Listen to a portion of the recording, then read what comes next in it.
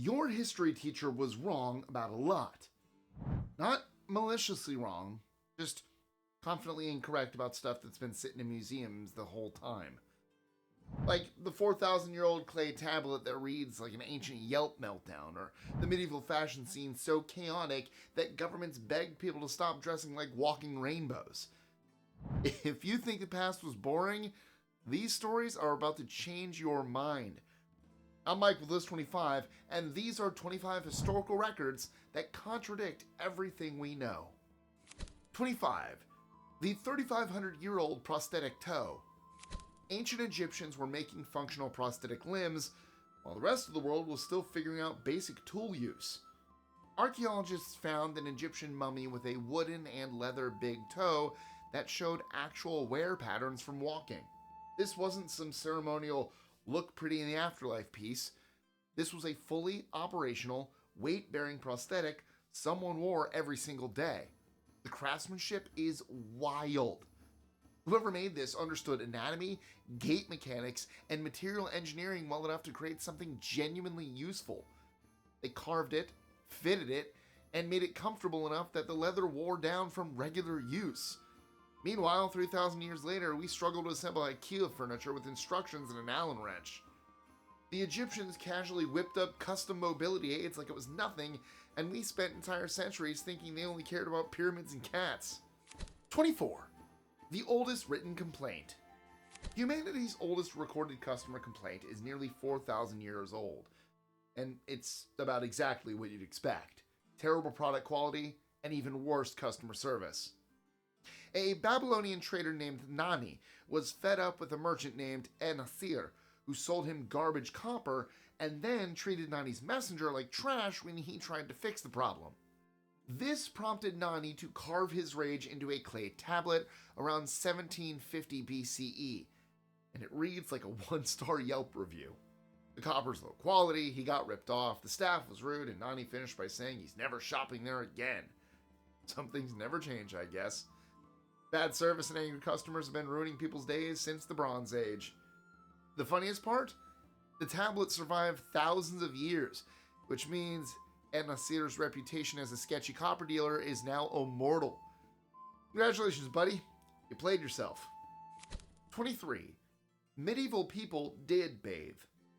Pop culture has convinced everyone that medieval Europeans walked around filthy, covered in grime, and were allergic to soap, which is complete nonsense. In fact, medieval people bathed regularly.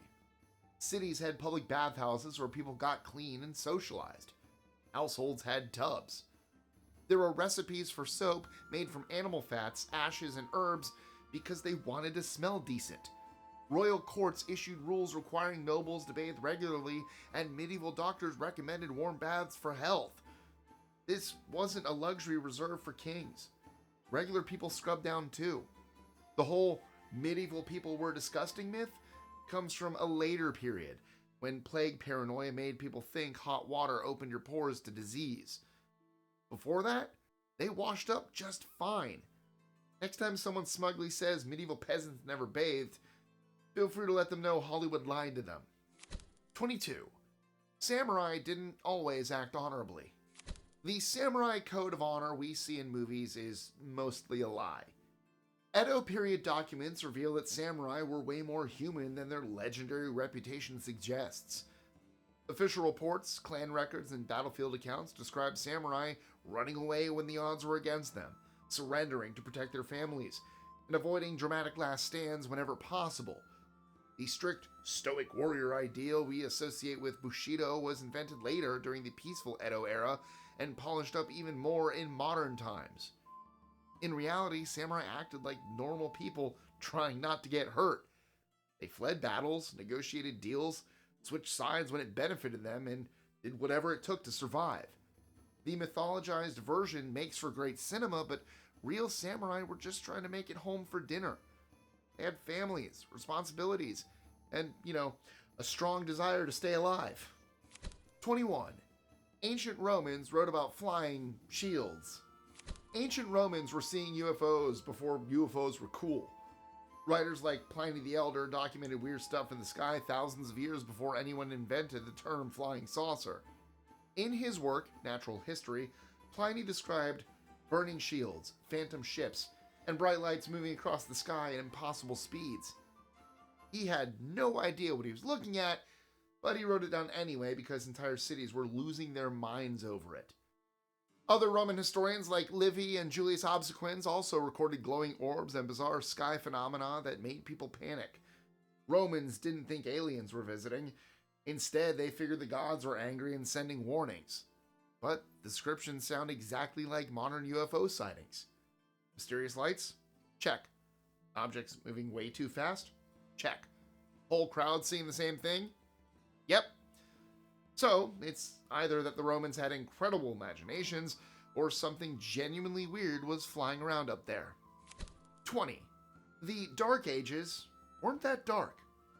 Whoever coined Dark Ages clearly had an agenda, because medieval monasteries were anything but backwards. These places were buzzing with activity. Monks weren't just praying and copying Bibles, they were running what amounted to the ancient world's research universities.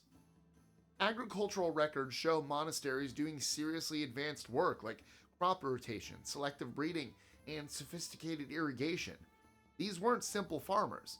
They were agricultural scientists experimenting with plant genetics before anyone had a word for it. Some monasteries even built water-powered mills, developed advanced metallurgy, and yes, they brewed beer that would put modern craft breweries to shame. The Dark Ages label was cooked up by later scholars who wanted their own era to look impressive by comparison. Classic move. Medieval monks were preserving ancient texts, inventing mechanical clocks, and pushing agricultural science forward, but sure, let's call it dark. 19. Knights weren't clumsy in armor. Everything you think about knights in armor is a lie fed to you by bad movies. Those guys weren't clunking around like confused refrigerators. They were doing parkour and 60 pounds of metal. Medieval combat manuals and surviving armor prove that properly fitted plate armor was so well balanced that trained knights could sprint, jump, climb ladders, and mount horses without help. Some could pull off somersaults in full steel. Meanwhile, most of us can barely do a cartwheel without pulling something. The helpless knight who can't get up thing, that comes from ceremonial parade armor designed to look fancy, not function. Real combat armor was custom fitted, flexible, and balanced so well you could fight all day. And night. Anyway, knights were elite athletes who trained their entire lives. They weren't wobbling around hoping nobody pushed them over. The armor distributed weight across the entire body and used articulated joints for movement. These weren't clumsy hunks of metal. They were precision instruments designed to, keep you alive. 18. Gladiator fights weren't always fatal. Hollywood wants you to believe every gladiator fight ended with someone bleeding out on the sand. But reality was way different. Most matches were more like professional wrestling than actual carnage. Romans loved drama, but they weren't idiots about their investments. Training a gladiator costs a fortune. Years of specialized combat training, expensive equipment, premium food, and housing. The promoters obviously didn't drop all that money just to watch their fighter go down in his first match. That's terrible business. Most bouts ended when someone yielded or got disarmed. Referees stopped fights before anyone took serious damage, and medical teams stood by to patch people up. In reality, gladiators were more like celebrities, with fan clubs and endorsement deals. Some had groupies waiting outside the arena. Fatal matches happened, but they were special events, not the regular Tuesday show. Romans wanted skill, athleticism, and showmanship. The thumbs down instant ending? Pure Hollywood invention. 17. Medieval Europe had female business owners. Women were running businesses all over medieval Europe, and somehow this never made it into a single history textbook. Records show women operating textile companies, bakeries, breweries, shops, and inns. They inherited businesses from fathers or husbands and kept the money train rolling in. Some women became guild masters, meaning they were officially recognized experts in their crafts. They weren't helping out or assisting. They signed contracts, managed finances, negotiated deals, and made business decisions. And they did this while dealing with laws specifically designed to keep them out of power. History wants you to think women sat around doing needlepoint until suffragettes showed up. Nope. Medieval women were closing deals and stacking coins centuries earlier. They didn't wait for permission. They just did it anyway. 16. The Great Wall isn't one wall. Everyone pictures the Great Wall of China as one perfect structure stretching across mountains. But that's not even close to reality. Total fantasy. The Great Wall is actually dozens of different walls, fortifications, and natural barriers that various dynasties threw together over centuries. None of them coordinated. Some sections are tamped earth, others used stone, some used brick. A few dynasties looked at a mountain range and went, yeah, that'll work, and called it a day. The whole thing is a construction nightmare spanning multiple time periods, and we all decide to pretend it's one beautiful, unified monument. It's what happens when you give a group project to 20 different teams across 2,000 years and nobody shares notes. Different rulers had different ideas about where the wall should go, how tall it should be, and what materials to use. Then, modern tourism slapped a nice coat of paint on the whole mess. Archaeological surveys, however, show massive gaps, overlapping sections, and walls that stop in the middle of nowhere because someone ran out of funding. 15. Early Christians didn't use the cross symbol. Early Christians had zero interest in wearing crosses, which makes sense when you think about it. The cross was an execution device. So walking around Roman territory with a cross necklace would be like modern people wearing tiny electric chair pendants. Weird, right? Also dangerous when your religion's illegal. So what did they use? Fish. The ichthys symbol was everywhere in early Christian communities. Subtle and easy to draw, and if someone asked, you could just play it off as, you just like fish. Anchors were another favorite, representing hope without screaming, illegal religion here. Shepherd imagery worked too, playing off a metaphor that wouldn't raise suspicion. These symbols let Christians identify each other without handing Roman authorities a list of who to arrest. Pretty smart. The cross only became the main symbol after Constantine, the Roman emperor, legalized Christianity in the 4th century. Once persecution ended, everyone got comfortable displaying execution equipment as their logo.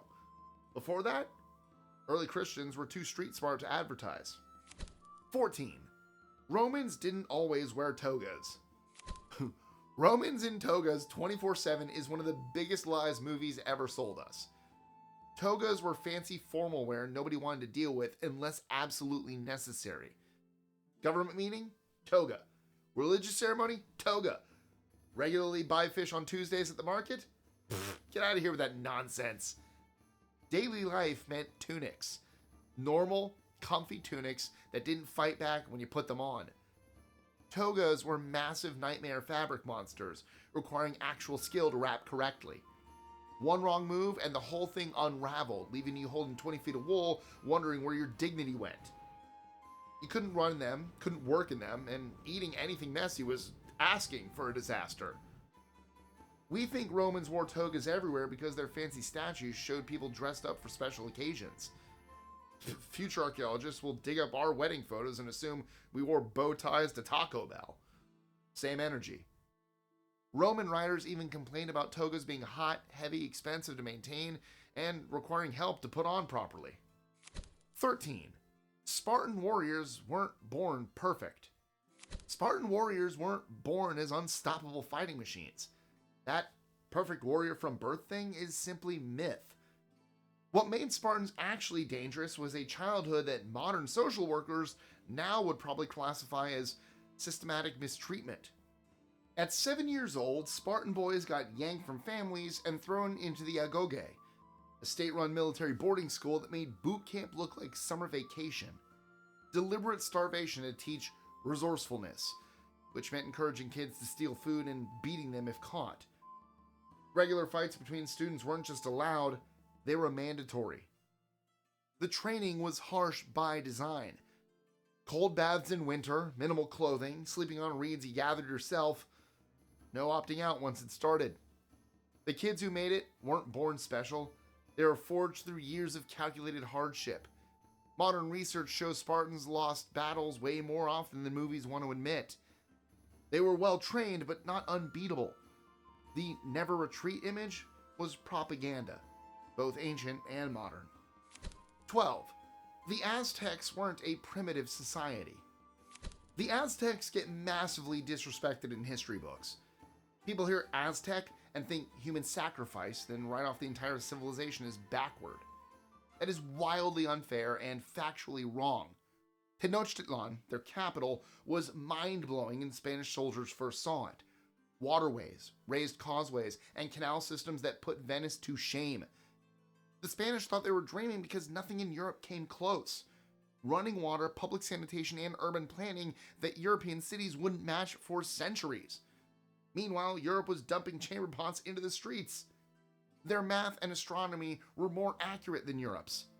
They had mandatory education for all children. They performed successful brain surgeries with stone tools while European doctors were bleeding people with leeches. Yes, human sacrifice happened, but reducing their entire civilization to one practice while ignoring their engineering, medicine, and mathematics? That's just bad history. 11. Ancient people knew the Earth was round. The Columbus proved the Earth was round thing you learned in school? Complete and utter garbage. Nobody with any education thought the Earth was flat in 1492. Philosophers like Pythagoras proposed a spherical Earth in the 6th century BCE. Aristotle in the 4th century BCE cited observations of stars, lunar eclipses, and the curvature of the horizon. He watched ships disappear over the horizon hull first and concluded it was a curve. Then Eratosthenes in the 3rd century BCE calculated Earth's circumference with remarkable accuracy using shadows, angles, and math. He was off by less than 2% though. Medieval scholars knew the Earth was round. They had access to Greek texts proving it. The flat Earth myth was invented in the 1800s by writers wanting to make their ancestors look stupid. The Columbus debate wasn't about Earth's shape, it was about the size and whether his ships could reach Asia before running out of supplies. Spoiler, he was wrong, and only survived because he crashed into a continent he didn't know existed. 10. The Iron Maiden was fake. The Iron Maiden has become a staple of medieval documentaries, but that terrifying spiked coffin never actually existed. There's zero mention of it in any medieval records anywhere. Not once. Victorian museum owners made the whole thing up in the 1800s because they wanted to sell tickets. They looked at the Middle Ages and thought, people would pay good money to see something terrifying. So they built one and pretended it was real. Haunted house vibes, but make it historical. The Iron Maiden was probably Frankenstein together from bits of actual devices, but as a single method, complete fiction. Medieval Europeans had plenty of real ways to make life miserable for people, but this wasn't one of them. Historians debunked it ages ago, but it keeps showing up at movies and video games because it looks scary. Fake history wins when it's more entertaining than the truth. 9. Ancient brain surgery was surprisingly successful. Ancient people drilled holes in skulls, and their patients survived at shockingly high rates. Trepanation, or the surgical removal of skull pieces, appears in cultures across Peru, Europe, and Africa. The wild part? Bones show signs of healing, meaning people lived years afterward.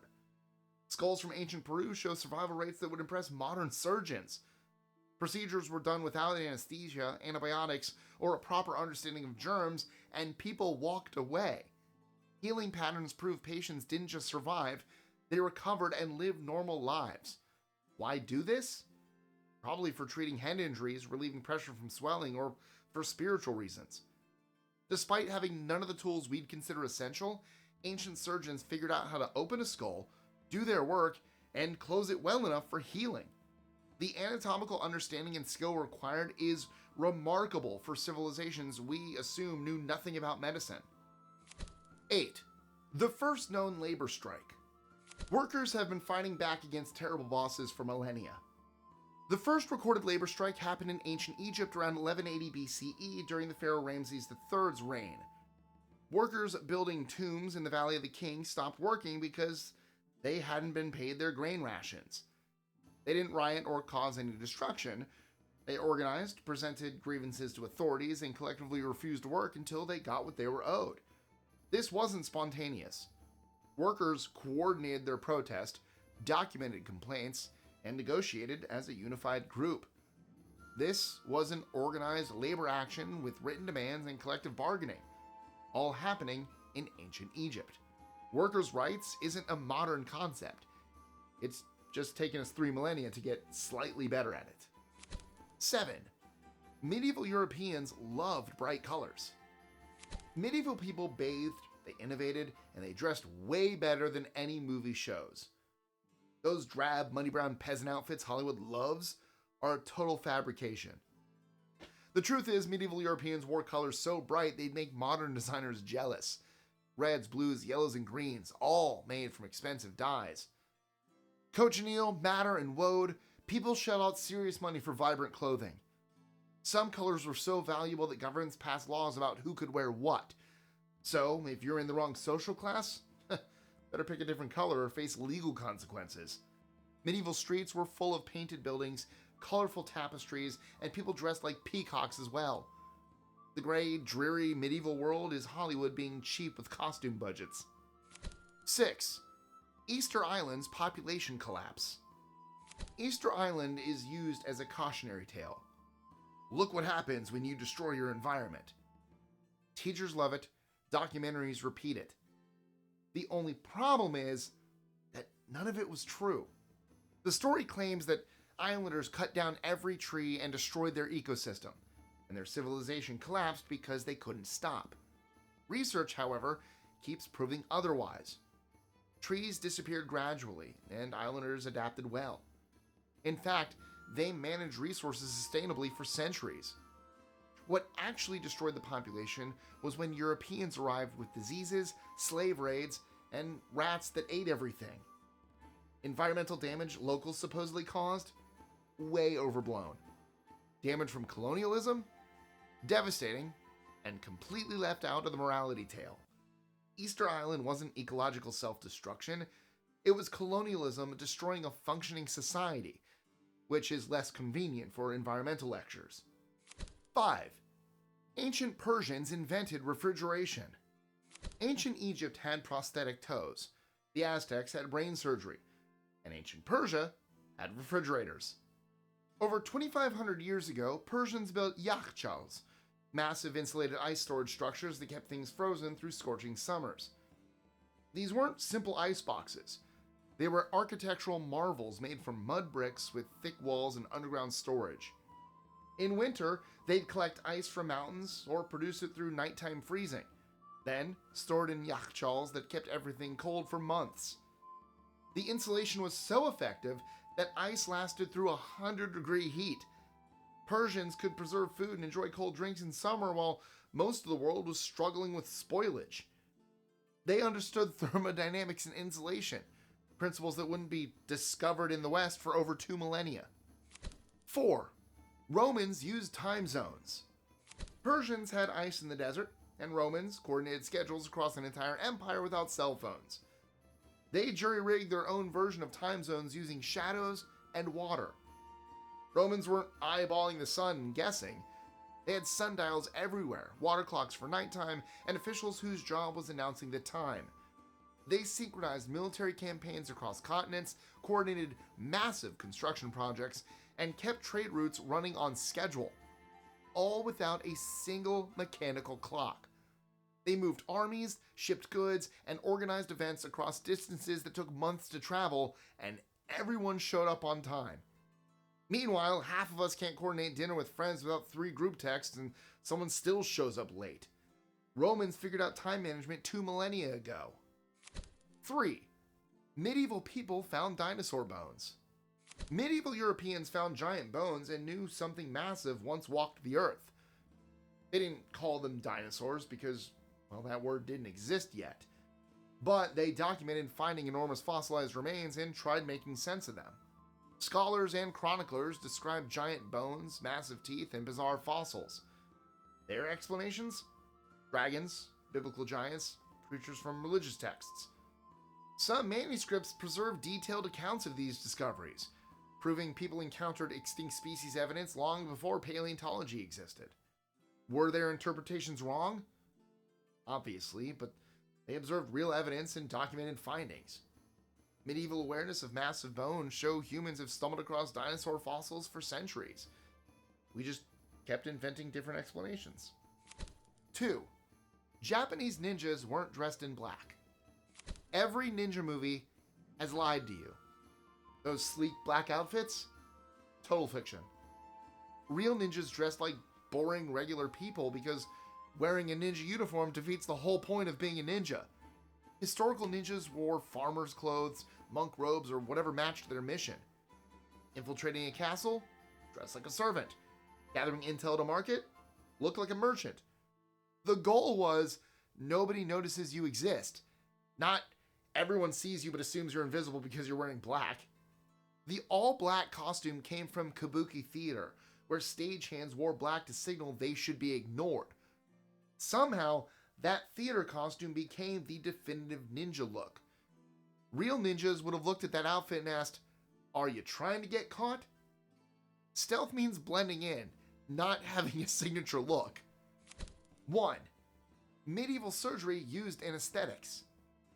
Medieval surgeons weren't just cutting into people while they screamed. They had anesthesia, actual functioning pain relief.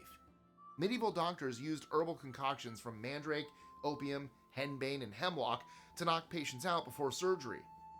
They gave substances orally, had patients inhale fumes, or applied them topically. Was it precise? No. Was it risky? Absolutely. But it induced unconsciousness or serious sedation, meaning surgeons performed amputations and other procedures without patients feeling a thing. The methods were rough compared to modern anesthesia, but they worked well enough that medieval medicine included pain management centuries before we officially invented anesthetics in the 1800s. Medieval doctors weren't sadists. They were doing their best with available tools, and they did better than history gives them credit for. And that's all for today. Wow, our textbooks really left out the good stuff. History's messier and way more impressive than anyone taught us. The primitive past narrative is just something we tell ourselves to feel superior. People have always been clever, resourceful, and capable of incredible things. If you want more historical lies exposed, click here for 25 lies you were told by the history books. Hit that like button, subscribe, and I'll catch you in the next one.